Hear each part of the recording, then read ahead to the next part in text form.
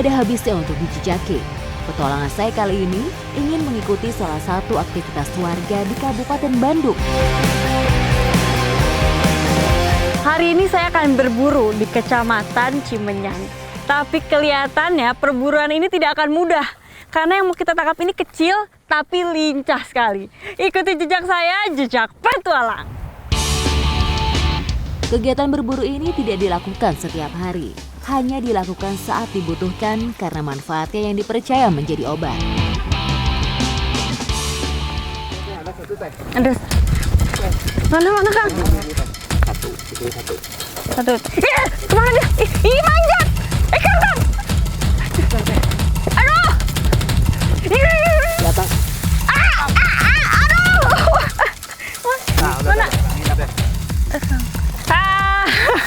Satu. Aduh, dapat nih satu. Ternyata bener dugaan saya.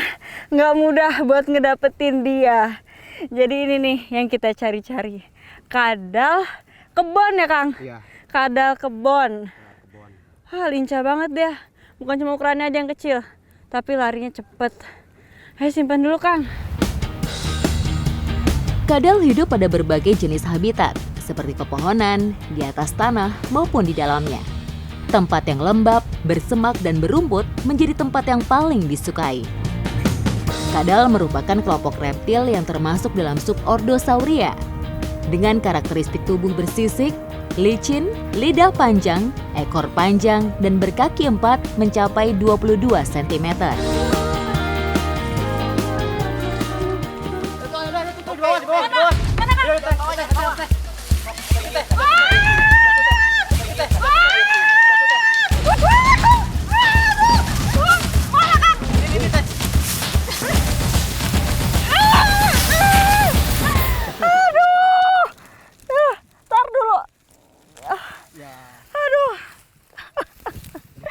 Benar-benar perjuangan buat dapat si kadal ini.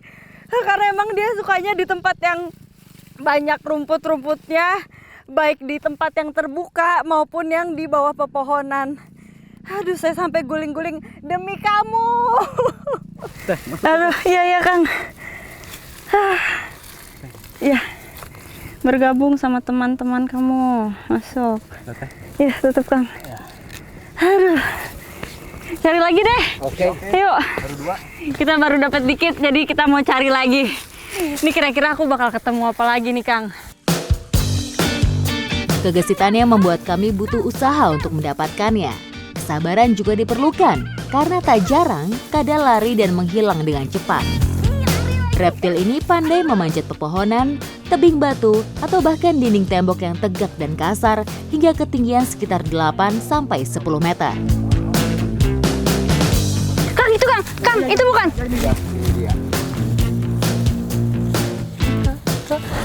Wah! Aduh, Kang.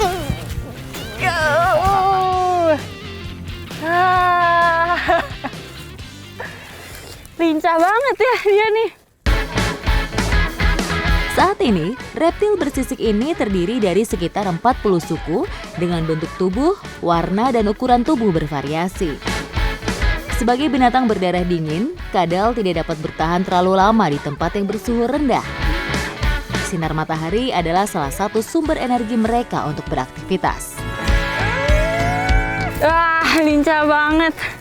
Jadi biasanya kadal ini kalau pagi-pagi dia berjemur. Kalau siang dia nyari makan. Serangga ya makannya? Serangga. Kayak jangkrik gitu-gitu. Dan kalau malam biasanya tidurnya di bawah semak-semak atau rumput-rumput kering. Karena dipercaya khasiatnya untuk menyembuhkan berbagai macam penyakit, sebagian warga lantas mengkonsumsinya.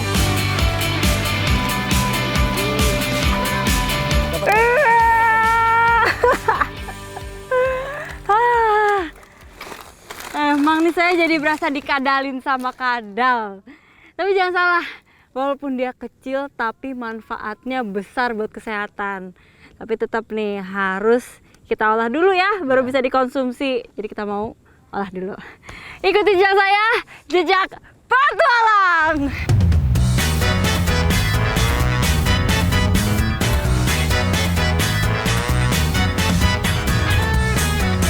Kebanyakan orang mengolah kadal hanya dengan dibakar ataupun disambal sesuai selera. Kadal yang tadi sudah kita tangkap akan kita makan dengan sambal andalan Jawa Barat nih, salah satunya yaitu sambal Cibiuk. Sambal Cibiuk tergolong ke dalam sambal mentah khas Jawa Barat. Dengan campuran bahan seperti kencur, kemangi, tomat hijau, cabai rawit hijau, dan terasi bakar, serta jeruk nipis. Sambal Cibiuk bukan cuma pakai cabai biasa, selain cabai rawit, ini juga pakai cabai gendot itu namanya. Gitu, tetap malah makin wangi gitu ya. Membuat sambal Cibiuk tak perlu dilakukan proses memasak. Hanya dengan diulek hingga halus, sambal pun siap disantap. Bukan cuma cabenya aja yang beda, tapi sambal ini pakai tomat yang masih muda dan hijau seperti ini. Di Indonesia, sambal menjadi salah satu hidangan yang cukup populer. Bagi pecinta pedas, kurang lengkap rasanya makan tanpa sambal. Ini sebelum dimasak, dagingnya dingin-dingin gimana gitu. Sebelum dibakar, kadal harus dibuang seluruh isi organ tubuh beserta sisiknya, panggang hingga kering.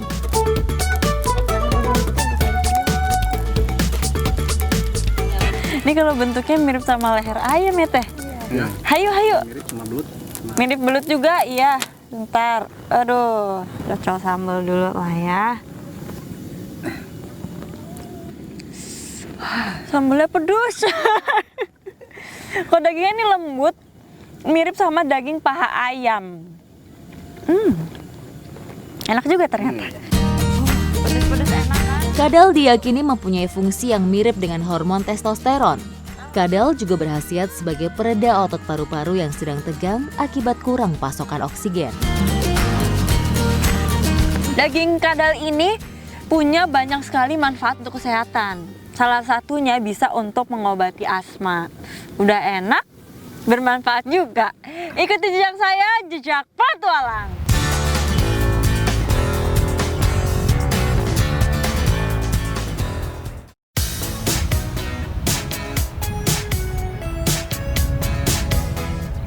Petualangan saya berlanjut bergeser ke Kabupaten Sumedang, melihat kearifan lokal yang masih dipertahankan. Jawa Barat emang kaya akan hasil alam ya, dan cara mendapatkannya juga sangat bervariasi. Seperti yang akan saya lakukan di Desa Cipelang kali ini. Ikuti jejak saya, jejak petualang. Sungai, salah satu bentuk ekosistem air tawar yang digunakan oleh berbagai organisme sebagai habitatnya. Sungai memberikan potensi sumber daya alam dan perikanan yang sangat besar bagi manusia. Nah, jadi sebelum bubu dipasang, kita harus bendung airnya dulu. Ada dua nih tujuannya. Yang pertama, untuk menyurutkan air, dan yang kedua, untuk mencegah target tangkapan kita memiliki jalur lain. Jadi dia udah pasti bakal masuk ke bubunya. Bubu, alat penangkap ikan yang didesain untuk menangkap udang dan kepiting atau rajungan. Posisinya begini ya. Ya, betul. Ini walaupun terlihat simpel, tapi ternyata ada teknik khusus untuk menaruh bubu ini. Jadi di bagian yang berlubang ditaruh di bagian bawah supaya target tangkapan kita masuk melewati lubang ini, tapi nggak bisa kemana-mana lagi karena terjebak di bagian belakang sini. Bubu memiliki banyak kelebihan. Selain ekonomis, juga tidak merusak alam. Hanya saja, metode ini memerlukan waktu yang lama, karena bubu harus ditinggal hingga keesokan harinya. Ini kalau semua udah terpasang dengan kuat, kita tutup lagi dengan daun-daunan. Ini bertujuan untuk menarik perhatian target buruan kita. Karena target tangkapan kita ini suka banget di tempat yang teduh.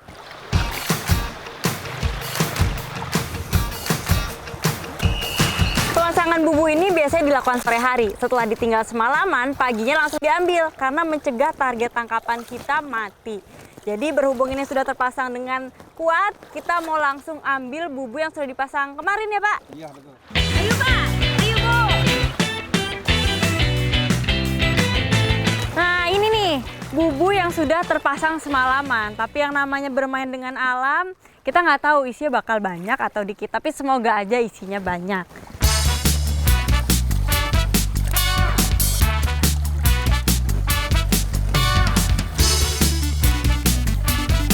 Ada nih Pak, lumayan. Banyak. Lumayan sih, lumayan banyak. Nih, jadi yang mau kita tangkap dari tadi namanya hurang atau yang lebih dikenal dengan udang sungai. Dia emang ukurannya kecil, biasanya antara 2 sampai 5 cm aja. Udang air tawar mempunyai peranan penting dalam menjaga keseimbangan ekosistem. Salah satunya sebagai komponen rantai makanan.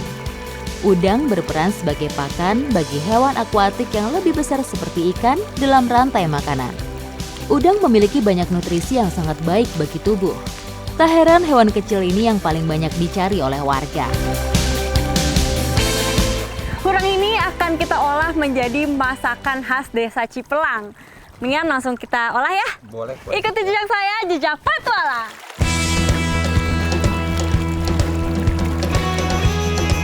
Bicara kuliner, Desa Cipelang punya salah satu favoritnya. Resep ini sudah ada sejak zaman dulu kala dan diwariskan secara turun-temurun. Hurang yang sudah kita tangkap ini akan kita buat makanan khas yang namanya bodo hurang.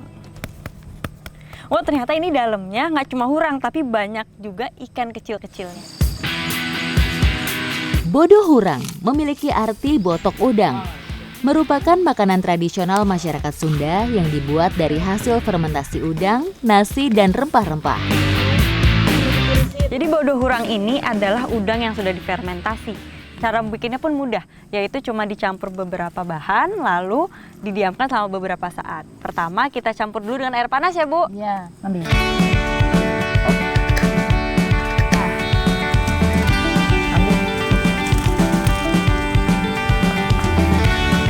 Kalau gula fungsinya sebagai pemanis, garam ini punya fungsi lain, yaitu sebagai agen untuk memfermentasikan udang-udang ini. Fermentasi, salah satu teknik kuno untuk mengawetkan makanan. Nah, Makanan fermentasi kaya akan probiotik yang bermanfaat untuk kesehatan, mulai dari pencernaan hingga kekebalan tubuh agar lebih kuat. kalau hurangnya sudah tercampur dengan air panas, gula, garam, dan nasi, bisa langsung kita masukkan ke dalam bambu seperti ini. Fermentasi dapat berfungsi sebagai pembentukan cita rasa, memperbaiki tekstur, mengawetkan produk, hingga meningkatkan kualitas. Metode ini terbilang sederhana dan ekonomis.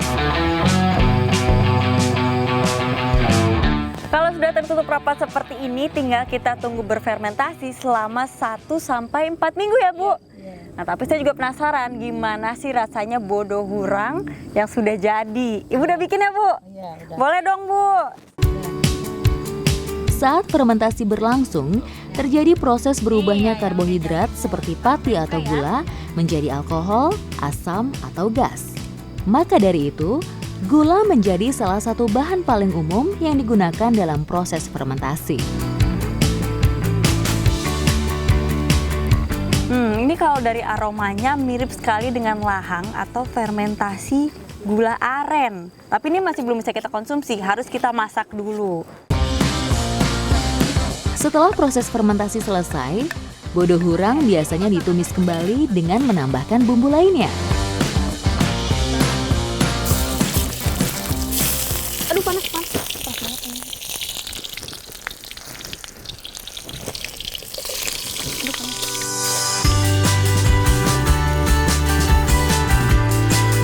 Penggunaan santan pada makanan dan kue berguna sebagai pengental, memperkaya rasa, hingga menyedapkan rasa makanan. Ini baru sebentar aja aromanya langsung terasa banget. Ada aroma pedas, ada aroma asam, terus ada aroma manisnya juga. Jadi mirip sama tom yum. Gak apa-apa kalau nggak ada.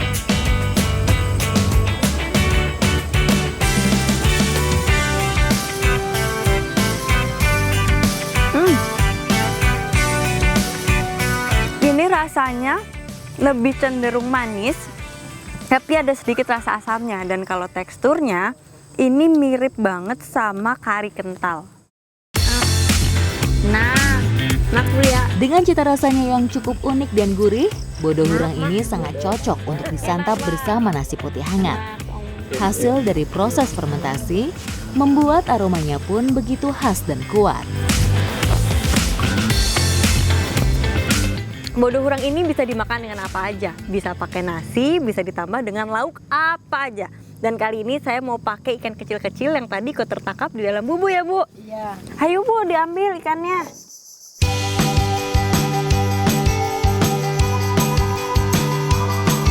Bodo hurang ini udah ada dari sejak tahun 1500-an. Dan hurang diolah seperti ini supaya bertahan jauh lebih lama, sehingga stok makanan selalu ada. Ikuti jejak saya, jejak petualang.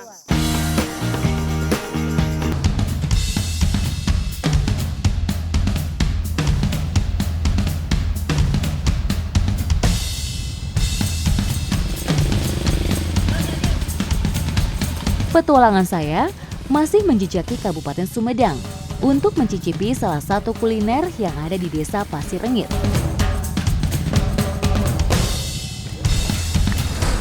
Hari ini saya dan Teteh akan mencari umbi-umbian yang akan dijadikan bahan campuran olahan hari ini. Ikuti jejak saya, jejak petualang. Masyarakat pedesaan masih mengandalkan hasil kebun untuk memenuhi kebutuhan pangan sehari-hari, termasuk umbi-umbian. Wah, gede banget. Jadi kalau biasanya kita ngambil singkong itu digoyang-goyang langsung diangkat, ini kita pakai sistem dongkrak. Dan ini namanya singkong menihot. Dan ini biasanya tuh singkongnya lebih besar sama katanya sih lebih gurih. Manfaat daun singkong sebagai bahan sayuran memiliki protein sangat tinggi. Kayunya bisa digunakan sebagai pagar kebun atau kayu bakar untuk memasak. Seiring perkembangan teknologi, singkong dijadikan bahan dasar pada industri makanan dan bahan baku industri pakan. Singkong menihot ini akan kita bawa untuk diolah pastinya ya Teh. Ikuti jejak saya, jejak petualang.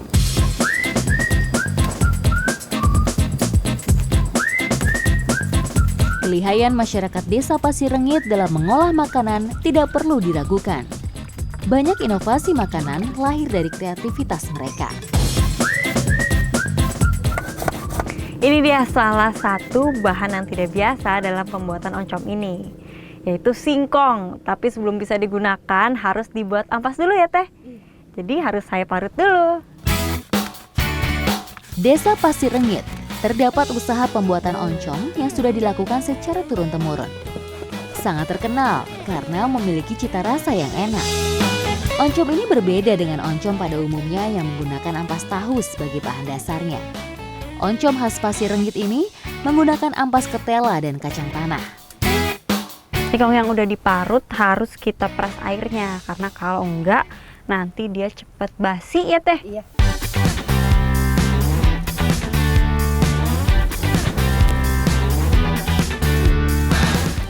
Ampas singkong ini harus dijemur selama kurang lebih 3 hari sampai kering pokoknya. Nah kalau udah kering dia bentuknya bakal seperti ini nih. Yang ini yang udah bisa dipakai. Kita yang udah kering. Jadi bahannya yang berbeda dari oncom pada umumnya bukan cuma singkong, tapi ada juga bungkil namanya. Jadi bungkil ini adalah kacang tanah yang sudah direndam selama 1 hari penuh. Campuran kacang tanah membuat oncom Pasir Rengit ini lebih padat. Sebenarnya bahan untuk membuat oncom ini cukup sederhana, tapi caranya nih yang lumayan sulit. Harus diparut, harus dijemur berhari-hari, harus direndam air, harus dikukus lagi. Jadi kalau untuk membuat oncom ini membutuhkan waktu yang cukup panjang. Ibu, Ya. ini berapa lama ini? Ini Teh. Dipadatkan. Jadi biar semakin padat gitu ya. Ini udah rata, terus Udah lepas cetakannya. Lepas itunya ya. Sekarang. Iya. Ih, Nah. wah, bagus deh. Iya. Saya bangga kalau hasilnya bagus. Jadi kalau udah padat seperti ini, tinggal kita tunggu sampai dingin atau adem, baru kita tabur dengan raginya supaya dia bisa jadi oncom. Ragi yang ada pada oncom dinyatakan baik untuk membantu menguraikan struktur kimia yang ada dalam tanah. Sehingga menjadi lebih mudah dicerna juga dimanfaatkan oleh tubuh manusia. Wah, ini raginya ditabur seperti menabur meses di atas kue ulang tahun. Tapi ini udah jadi ya Teh? Udah. Tinggal didiemin selama 2 malam. 2 malam? Iya. Oh ini tapi yaudah tinggal aja ya. Nah saya juga penasaran nih gimana rasanya oncom kalau diaplikasikan ke kudapan. Nah saya mau coba bikin ya Teh. Iya. Saya mau bikin sama Ibu. Iya, iya. Ya, duluan ya Teh. Iya. Ibu, Iya. saya mau ikut bikin Iya, iya. adonan. Oh, ini yang udah jadi ya? Iya. Ah, ini dia oncom yang udah didiamkan selama 2 malam. Jadi raginya udah berkembang jadi apa ini Bu namanya? Jamurnya gitu ya? Jamur. Kandungan gizi seperti karbohidrat dan protein pada oncom dapat menjadi sumber alternatif asupan gizi yang baik. Nih, jadi bahan ini bakal kita bagi 2 nih adonannya. Yang satu original atau yang aslinya, yang satunya bakal warna merah. Dan tentunya warnanya alami dari buah naga. Oncom menjadi pilihan tepat untuk menjadi campuran dari serabi. Proses pembuatannya tidak membutuhkan waktu yang lama. Nah, ini nih topping andalan, oncom.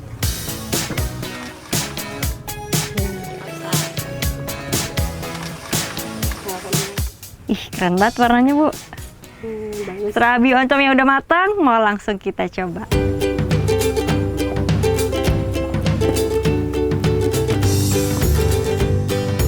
Ya, lumayan ya Bu. Rasanya gurih, terus teksturnya tuh lembut banget. Apalagi di bagian tengahnya ya Bu. Iya. Oncomnya enaknya nih. Oncomnya juga nambah rasa gurih juga. Halo Teteh. Ya. Yang mana Teteh? Merah ada. Enak juga ya. Enak. Wah, ternyata oncom ini variasi masakannya banyak banget ya Bu. Bisa dioseng, bisa buat isian combro, disambal, diirin keripik. Saya malah baru tahu ada serabi, toppingnya oncom, dan ternyata rasanya unik juga.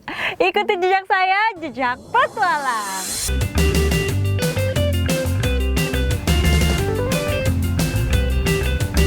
Kecamatan Ujung Jaya, Sumedang tidak hanya kaya akan hasil alamnya, tapi juga ragam hewan yang bermanfaat untuk dijadikan sebagai obat. Ada binatang kecil tapi manfaatnya begitu besar. Dan sekarang kita mau cari nih di Desa Sukamulya. Ikuti jejak saya, jejak petualang. Hewan kecil ini membentuk lubang berbentuk corong atau kerucut sebagai rumah, sekaligus tempat perangkap untuk mencari mangsa. Ah, ini ya. Nah, jadi binatang yang mau kita cari ini emang hidupnya di tanah yang kering, gembur tapi teduh. Jadi kalau di persawahan ya di saung-saung seperti ini. Keberadaan hewan kecil ini banyak dijumpai di tempat yang terlindung dari sengatan matahari, angin, dan hujan secara langsung. Untuk mendapatkan binatang ini biasanya menggunakan lidi dengan ukuran sedang. Terus nanti kita korek-korek di bagian lubangnya. Tapi harus jeli, karena nggak semua lubang ada isinya.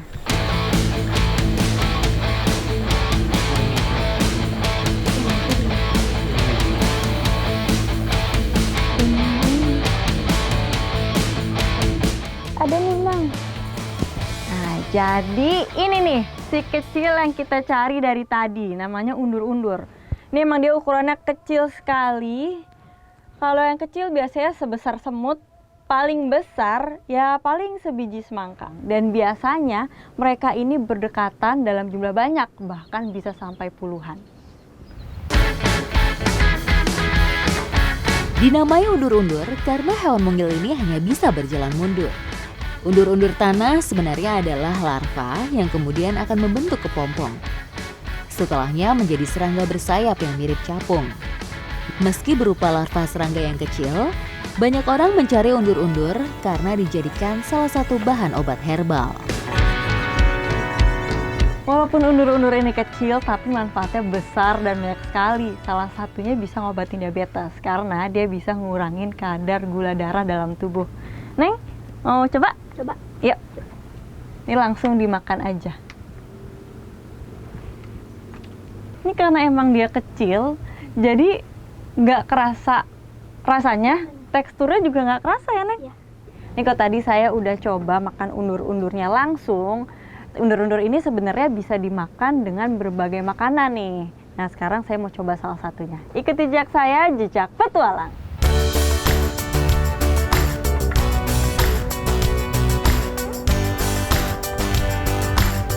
Karedok, salah satu makanan khas Sunda. Makanan ini dibuat dari sayuran mentah.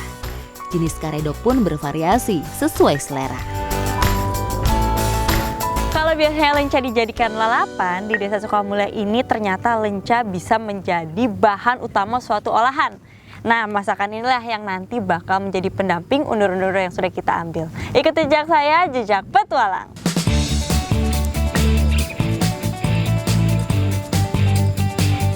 Setelah bumbu sudah halus, baru lencanya bisa kita masukkan ke bumbunya. Lenca telah digunakan sebagai obat-obatan sejak lebih dari 2000 tahun lalu. Lenca dianggap sebagai lalapan yang dapat menambah nafsu makan.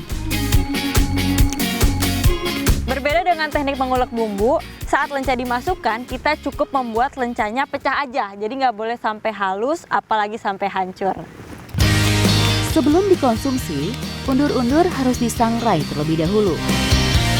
Karedok lencanya sudah jadi, sekarang kita tinggal mengsangrai si undur-undurnya. Ini Kang.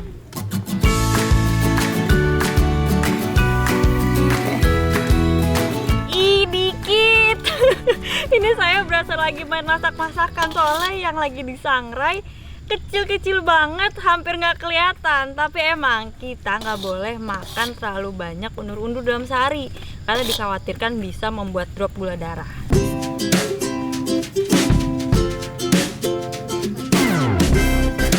Nah, ini kalau udah jadi semua, tinggal ditaruh undur-undurnya di atas sebagai topping. Langsung aja kita makan. Hayo, Bu. Hai, Kang. Ayo. Undur-undurnya jadi tidak terasa, tapi si lencanya ini ada rasa segar, tapi di akhirnya ada pahitnya juga ya, Bu. Iya. Karedok lenca biasanya dinikmati oleh masyarakat Sunda sebagai hidangan makan siang. Walaupun undur-undur ini kecil, rasanya juga tidak ada, tapi walaupun begini, undur-undur khasiatnya sangat banyak ya, Bu. Bisa untuk mengobati diabetes dan juga stroke dan penyakit-penyakit lainnya. Ikuti jejak saya, jejak petualang.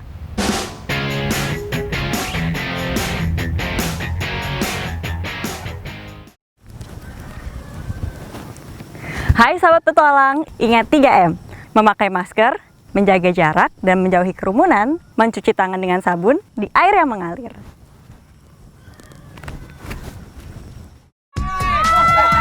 Besok di jam yang sama, jam 2 siang, waktunya bertualang.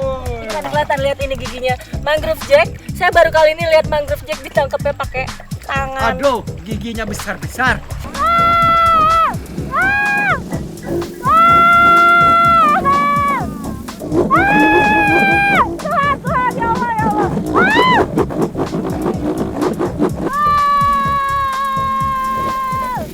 Saya takut.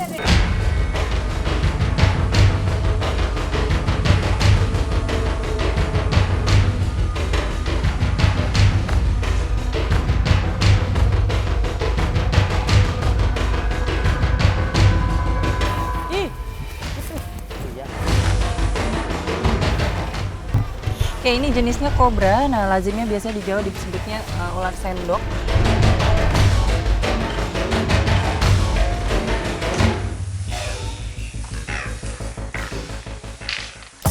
Aduh. Au. Udah kayak kacang ya, nih. Udah kayak kacang aja, nggak ada kepikiran ini biji asam. Ini perjalanan kita menuju kebun masih lumayan jauh. Siap-siapin pantat ya.